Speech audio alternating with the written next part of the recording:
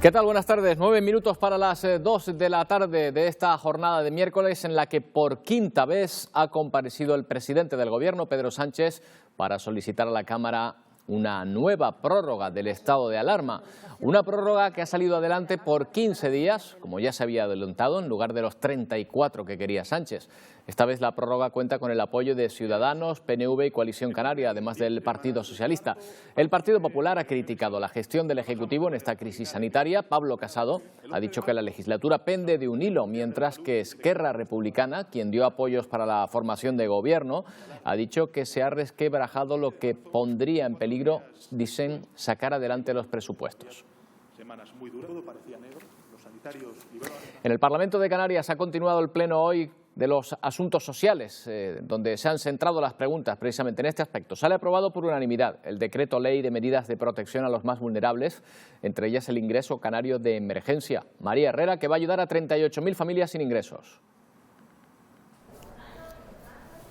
Sí, la consejera de Derechos Sociales del Gobierno de Canarias, Noemí Santana, ha dicho que el objetivo es crear un escudo social para las personas más vulnerables. Ya se han tramitado 27.000 solicitudes del ingreso canario de emergencias. Los grupos le han dicho que esos trámites deben ser más accesibles y no solo de forma telemática, que se amplíen los plazos y se agilicen los pagos. A esto la respuesta ha sido que ese ingreso llegará a finales del mes de mayo y se han destinado 16 millones de euros. Este decreto también incluye flexibilizar la prestación canaria de inserción, agilizar esos pagos y también la exoneración de los alquileres.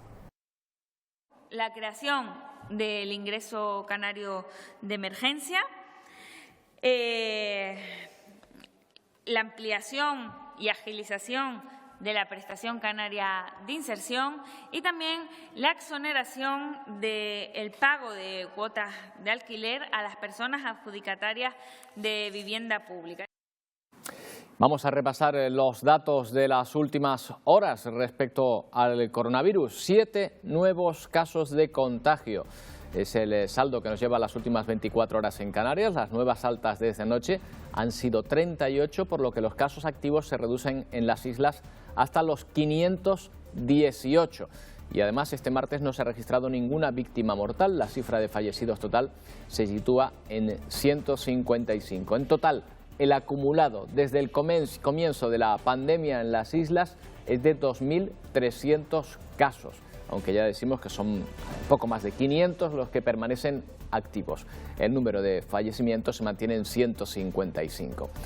A nivel estatal, en el conjunto de España, por tercer día consecutivo se contabilizan menos de 100 fallecidos diarios. Aún así son 83 las personas que han muerto en las últimas horas. Una auténtica tragedia, pero nos sirve para ver cómo está también bajando la curva, aunque ha subido quizá un poquito en estos últimos días, un repunte en el número de fallecidos, y vemos el número de casos totales, encabezados por Madrid, seguidos por la Comunidad Catalana y de cerca también Castilla y León y Castilla-La Mancha, entre ellas pegadas a la Comunidad de Madrid. Si vemos el número también de contagios en los últimos 4 días, en la evolución del COVID en el mundo, vemos que ya son casi 5 millones los casos confirmados, probablemente haya muchos más, y 323.000 los fallecidos. Vamos a repasar por países. Estados Unidos ahora mismo junto a Brasil, que también se está acercando mucho, es el que mayores tasas presenta, casi 92.000 fallecidos. En Rusia se mantienen con dudas sobre si las cifras son reales en 2.972 los fallecidos. España e Italia se mantienen más o menos en distancias parecidas desde hace tiempo, a unos 5.000 fallecidos de distancia, hay que decirlo así, mientras que el Reino Unido lidera ahora mismo la crisis en cuanto a fallecimientos en toda Europa y también en casos, 250.000 casos, y va camino de los 36.000 muertos en aquel país. Una de las grandes preguntas pendientes es ¿cuándo arrancará el motor del turismo del que dependen tantas y tantas familias aquí en las islas? Vamos a saludar a David Denis, es presidente de la Asociación Canaria de Agencias de Viaje y Turoperadores. ¿Qué tal, señor Denis? Muy buenas tardes, muy bien. Bueno, empiezo por la pregunta que no le habrán todavía hecho a estas alturas. ¿Para cuándo calculan que puede empezar a reactivarse el mercado turístico? Bueno, nosotros la fecha que tenemos estimada sigue siendo la segunda quincena de junio. Pues, de hecho, siguen estando confirmados vuelos y reservas hoteleras para Canarias en dicha fecha. El único problema que tenemos es que sigue vigente la restricción del Gobierno de España con respecto a la cuarentena de 14 días para todo ciudadano extranjero que visite España. Esperamos que esa medida la rectifiquen en breve para poder así reactivar la actividad del turismo en Canarias. O sea, que demanda hay, sigue habiendo, pese a la situación en la que estamos. Sí, por supuesto. Canarias es un destino sin duda muy atractivo para todos los mercados extranjeros. Gozamos de salud y esperemos que con la confianza de todos y la responsabilidad de todos, las medidas sanitarias se sigan respetando y podamos abrir nuestros puertos y aeropuertos lo antes posible.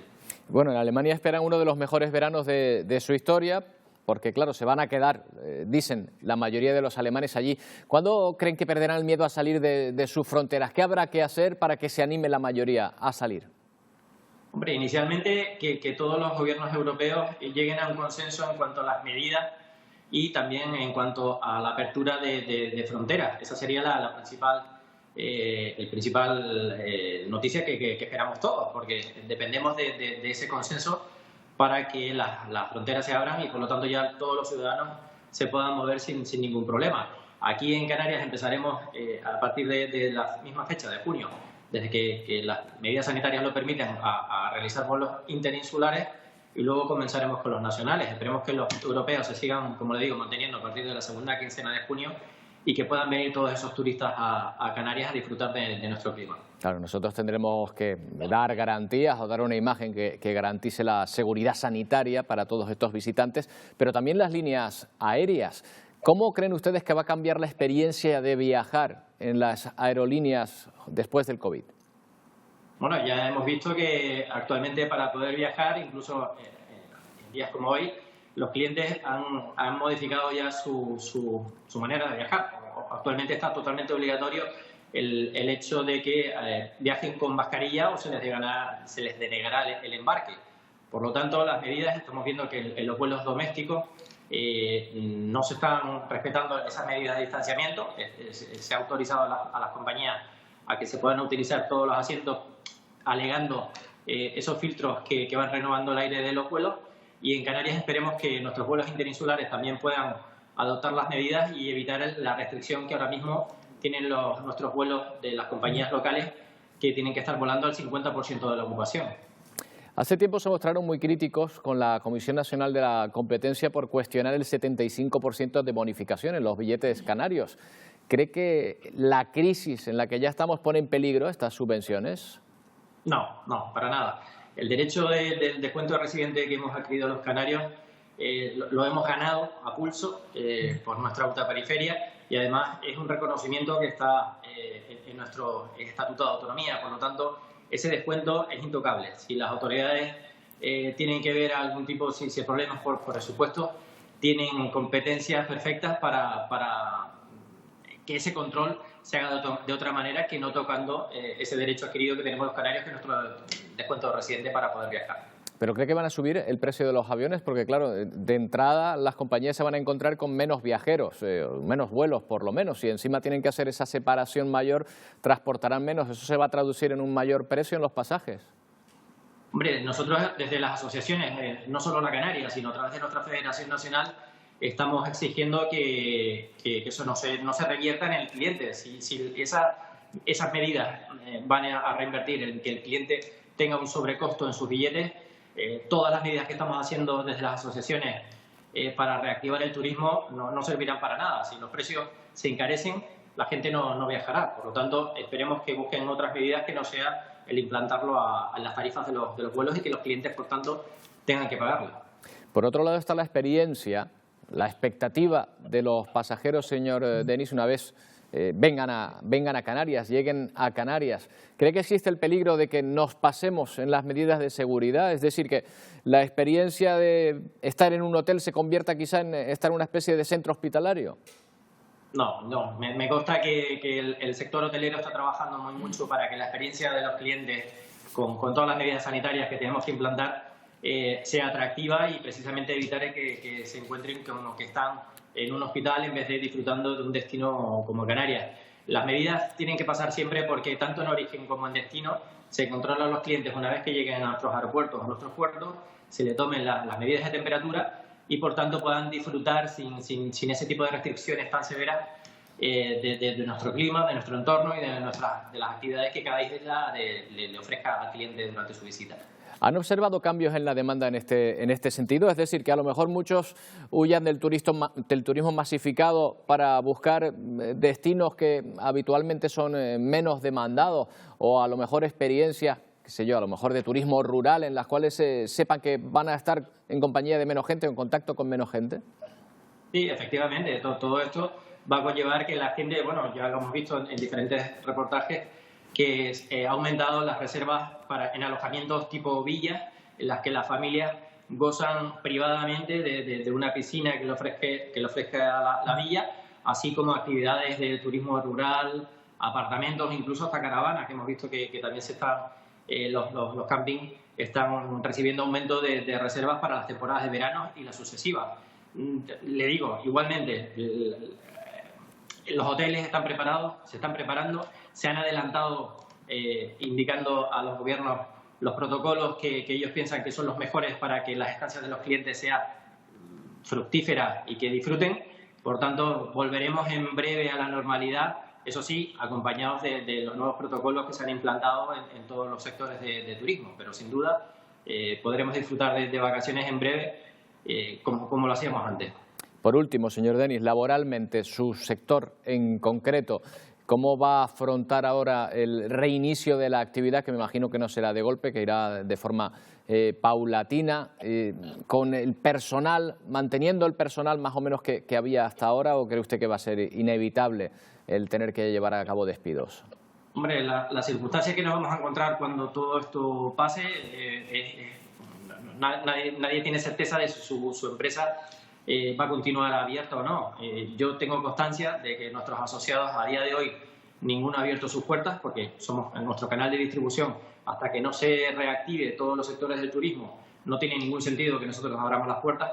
Por lo tanto, somos los más interesados en proponer, porque estamos proponiendo muchas ideas junto con el resto de actores del turismo, para que se reactive cuanto antes la actividad y podemos reiniciar y volver a nuestras oficinas todos para primero, evitar el tener que despedir a nuestro personal, por lo que poco a poco los iremos reincorporando a nuestros trabajos una vez que el estado de alarma pase y se reactive la actividad. Antes va a ser imposible. Ojalá sea cuanto antes. Señor Denis, presidente de la Asociación Canaria de Agencias de Viaje y Turoperadores, gracias por atendernos. Muchas gracias a ustedes. Bueno, y buscamos otra perspectiva sobre el mismo asunto, sobre la recuperación del sector turístico, esta vez desde el punto de vista de los blogueros de viajes, que tuvieron que anular muchísimos proyectos. Ahora planifican su futuro dando un giro a sus destinos.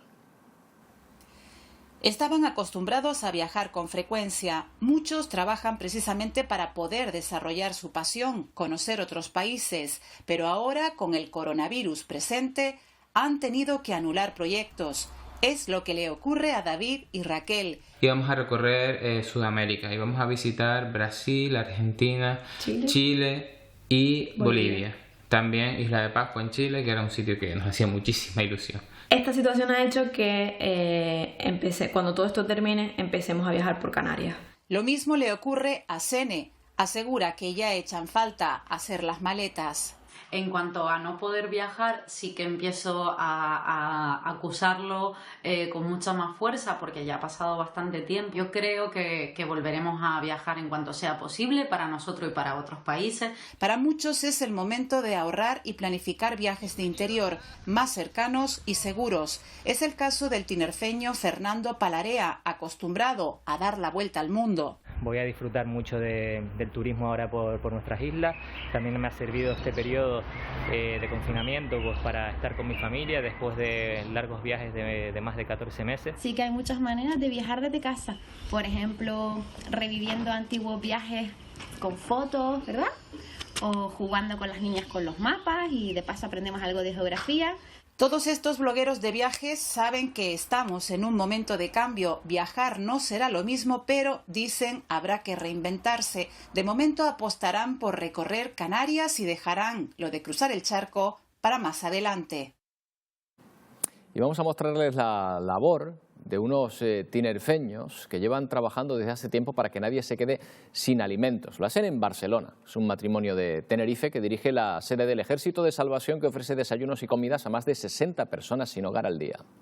En un tiempo donde el hogar se convierte en refugio seguro, quienes no tienen un techo, ahora más que nunca, quedan desprotegidos. Por eso, Juan José y Belinda no dudaron en continuar con su labor. Abrir nuestras puertas teniendo todas las medidas de sanidad, las medidas de prevención. Este matrimonio de canarios lleva 4 años dirigiendo la sede del Ejército de Salvación en Barcelona, un movimiento cristiano internacional dedicado a predicar el Evangelio a través de la ayuda al prójimo. En la ciudad condal ofrecen diariamente entre 60 y 70 desayunos. Son personas de pocos recursos, sin hogar, incluso hay personas mayores que aunque tienen sus paguitas, esa paga no le llega para cubrir sus gastos. También les asesoran en trámites administrativos y burocráticos e intentan cubrir otras necesidades. Intentando ayudar a familias en situación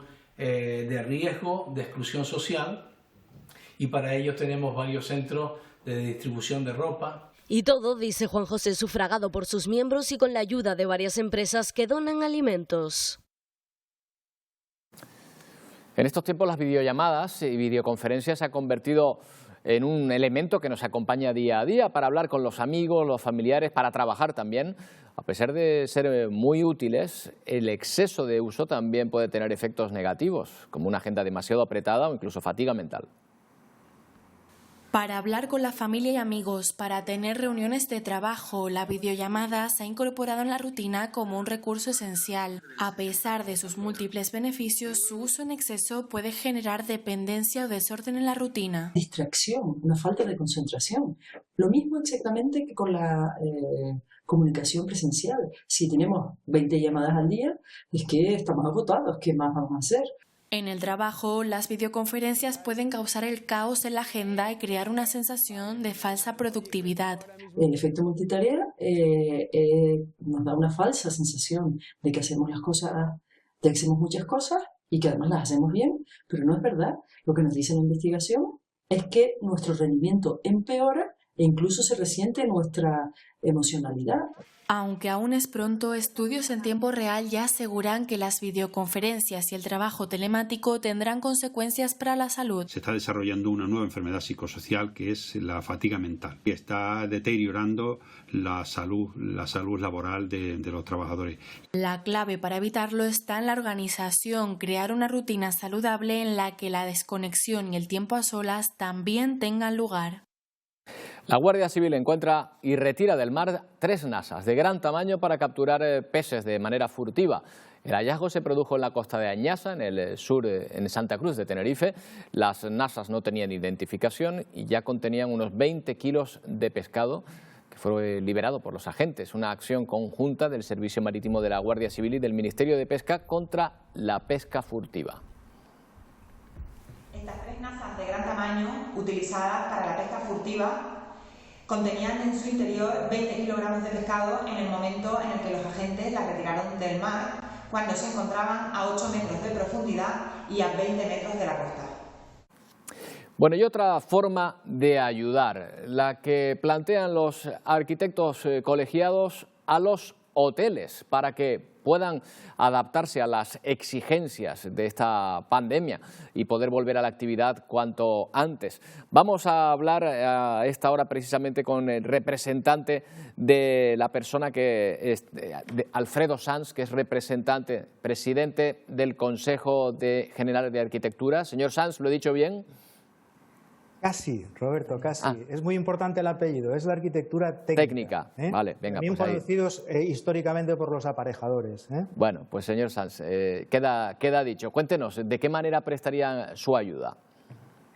Bueno, nosotros lo que queremos es hacer visible nuestro compromiso como profesión. Una profesión tiene sentido siempre y cuando la sociedad demanda algo de ella. Y nosotros queremos actuar pues, con solidaridad, concienciación y cooperación. Por lo tanto, hemos planteado, entre otras muchas medidas, pues una posible ayuda voluntaria por parte de los colegiados, de acuerdo con los hosteleros que necesiten asesoramiento en la redistribución y optimización del espacio que ahora tienen restringido por las circunstancias que todos sabemos.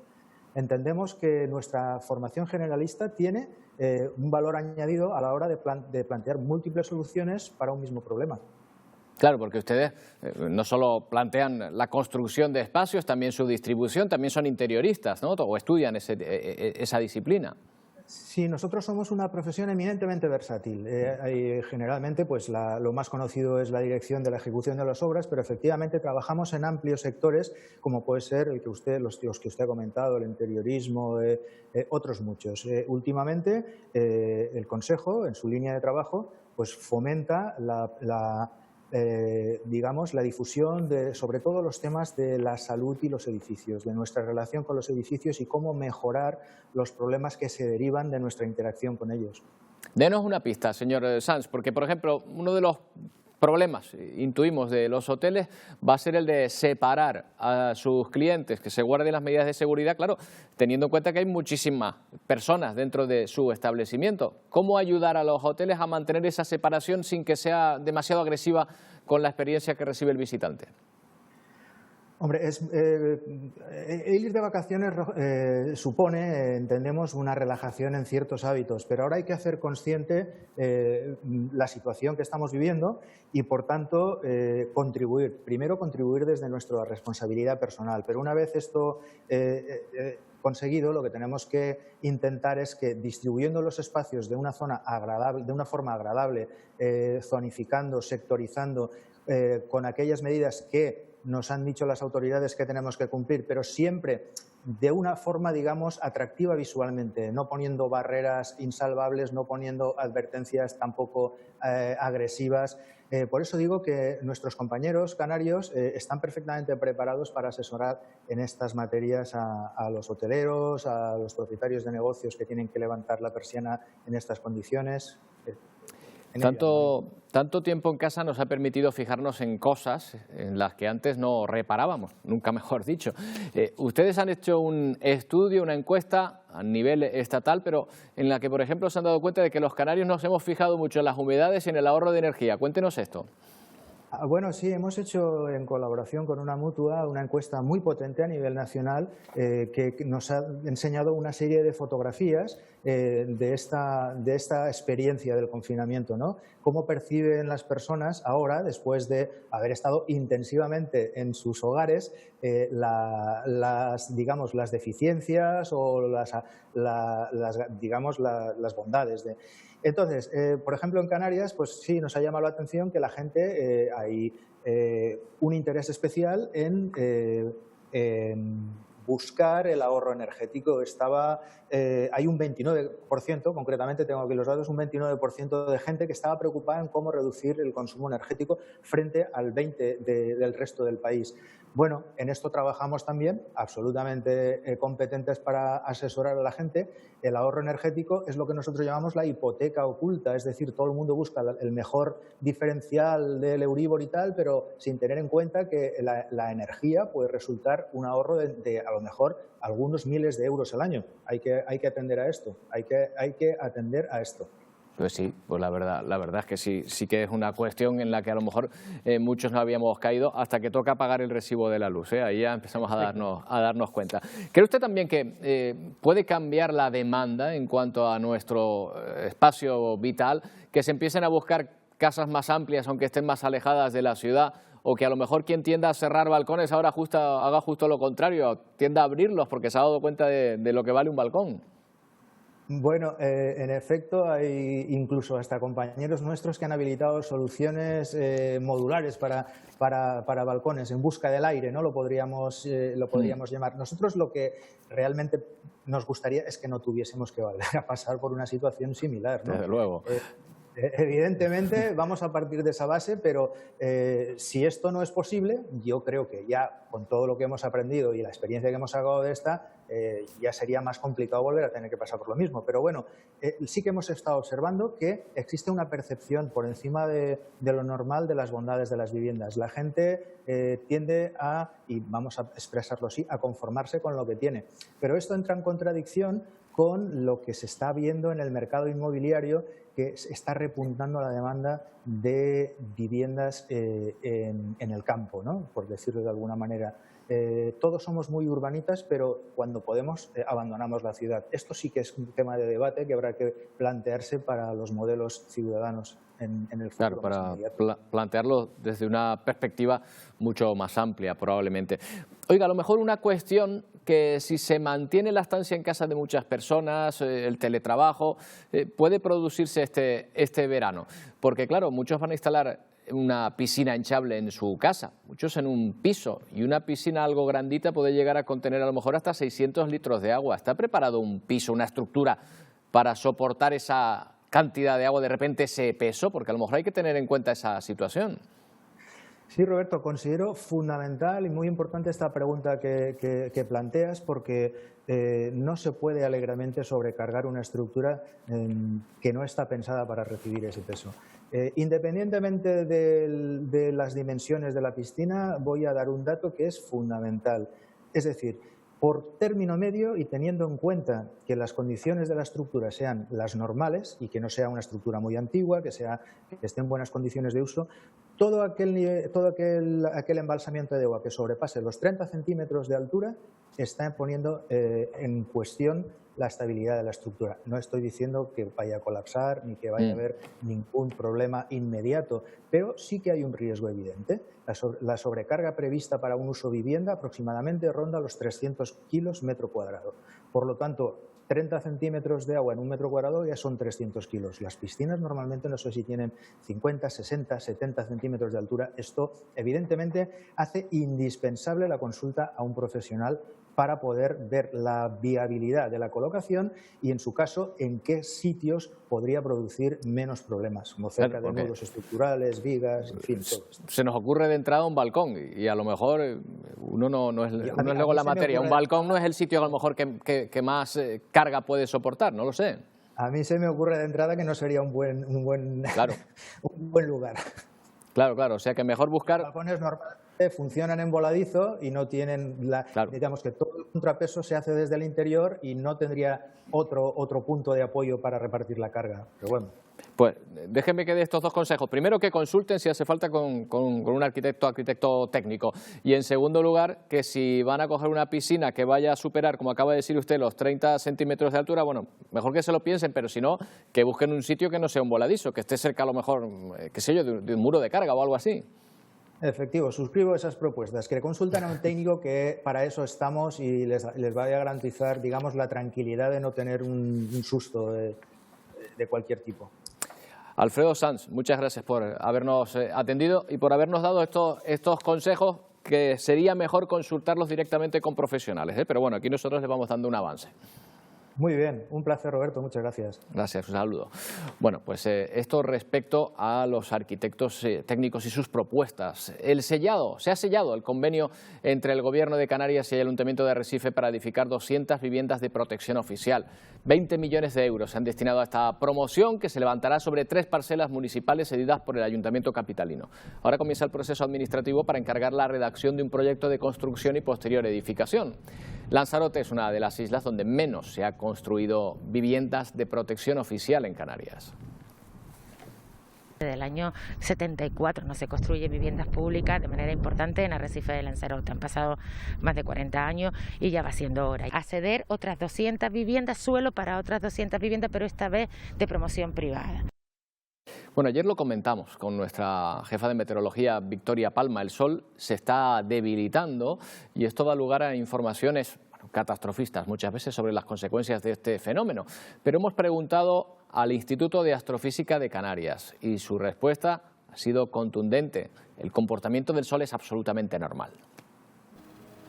No se producirá una catástrofe ni habrá un descenso de la temperatura de forma significativa. Son informaciones confusas que el IAC aclara. Esta es una noticia que se empezó a difundir a raíz de un artículo que se publicó en el diario inglés The Sun, que realmente es un despropósito en el que se mezclan informaciones sacadas de contexto, de forma que dejan una impresión muy distorsionada, muy exagerada y dan una impresión errónea en el lector que lee la noticia.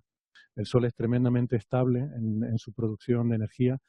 El debilitamiento del Sol forma parte de su ciclo natural y no traerá consecuencias. Cuando decimos que el Sol se debilita, eso es cierto, pero no hay que entenderlo como a lo mejor nos podría sugerir esa frase, en el sentido de que el Sol se está enfriando o está emitiendo menos luz y energía. Eso no es así. Este debilitamiento de la actividad, insisto, es totalmente normal. Es lo que corresponde porque el Sol tiene su actividad, sigue un ciclo que dura 11 años. Y a lo largo de ese ciclo el Sol va pasando por momentos de máximo de actividad y mínimo de actividad. Cada 11 años va de mínimo a máximo y luego otra vez a mínimo. Y ahora pues simplemente estamos en mínimo de actividad porque es esa fase del ciclo en la que estamos. No, estos periodos de actividad baja no tienen ningún tipo de consecuencias catastróficas ni muchísimo menos, ¿no? Ante estas informaciones que pueden crear confusión, se recomienda, como en todos los casos, acudir siempre a fuentes oficiales. En Guía de Isora, en Tenerife, más de 300 mujeres han confeccionado cuadros de lana durante la cuarentena para crear un árbol de la vida, una actividad en la que han participado todos los barrios y que va a servir para adornar el municipio las próximas Navidades. Exhiben orgullosas el resultado de su trabajo. Aguja en mano y con muchos metros de lana, los vecinos de Guía de Isora han aprovechado el confinamiento para dar rienda suelta a su creatividad. En este tiempo de incertidumbre han confeccionado centenares de cuadros para elaborar su particular árbol de la vida. Estábamos acostumbradas a salir de viaje, de fiesta, de tenderete y nos vimos encerradas. Entonces una dice que estaban nerviosas, que no sabían qué hacer. Digo, chicas, tengo una idea. ¿Por qué no nos ponemos a hacer puntos, crochet? Se inicia con tutoriales que ponemos en redes sociales. Bueno, pues a partir de ahí la gente ya empieza a preguntar, a aprender y un poco a elaborar. Marcamos una directriz única que es intentar hacer cuadros de 10 por 10. Más de 300 mujeres han convertido sus hogares en pequeños talleres, también hombres y niños. Coordinados por el ayuntamiento y las asociaciones de vecinos, pretenden unir sus creaciones para convertirlo en un gran árbol de Navidad. Es algo pues simbólico, de que sea algo que nos quede en el recuerdo de esta triste situación. Una iniciativa conjunta y solidaria que expondrán en todos los barrios los próximos meses. Se ha convertido en una de las citas imprescindibles de este confinamiento en redes sociales. Cada día el Festival Internacional del Cuento de los Silos, a partir de las 6 de la tarde, nos regala un cuento para hacer frente a la cuarentena, una iniciativa que no ha parado de crecer. Más de 50 cuentos narrados y una veintena de protagonistas. Estas son las cifras de la iniciativa Quédate en casa con la palabra del Festival Internacional del Cuento de los Silos. Es una iniciativa que intenta ser solidaria. El festival intenta regalar a su público todo lo que nos han dado a nosotros durante 25 años. Durante esta cuarentena, cada tarde nos acompañan con un cuento, todo un reto en el que los narradores pudieron sentir el calor del público. Lo hice con las mismas ganas que si hubiese tenido público de verdad. En estos momentos, la palabra se convierte en la protagonista. Érase una viuda que tenía 2 hijas. Para los que se encuentran al otro lado de la pantalla, la iniciativa ha sido todo un acierto. Darnos esos ratitos de viajar, de descubrir. Este diciembre el festival celebrará su 25 aniversario pendiente de la evolución de la pandemia.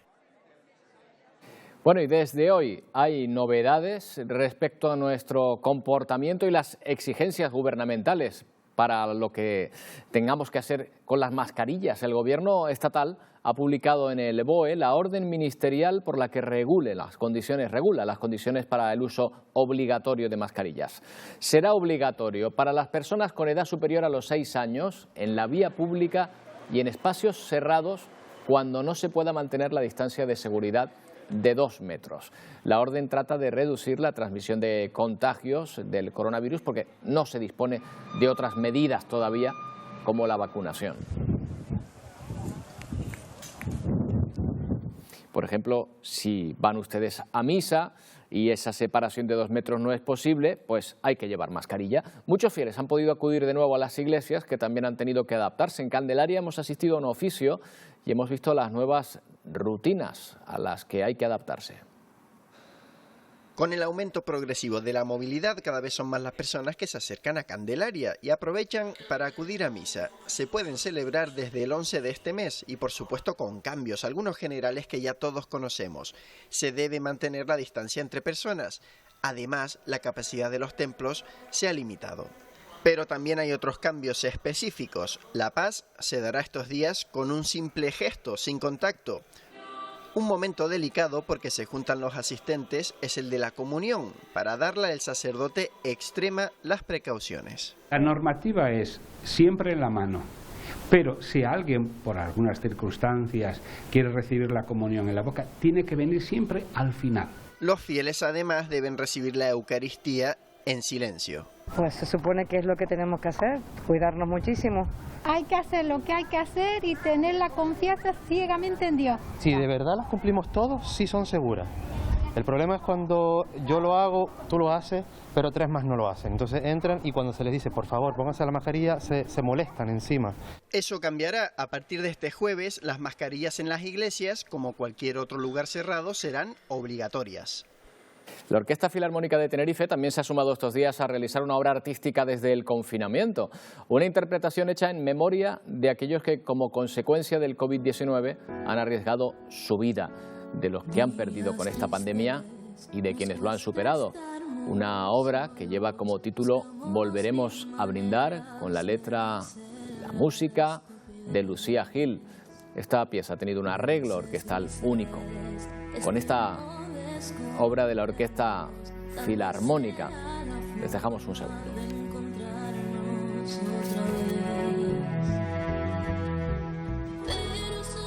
Bueno, para que la escuchen bien, la Orquesta Filarmónica de Tenerife. Una pausa y enseguida volvemos.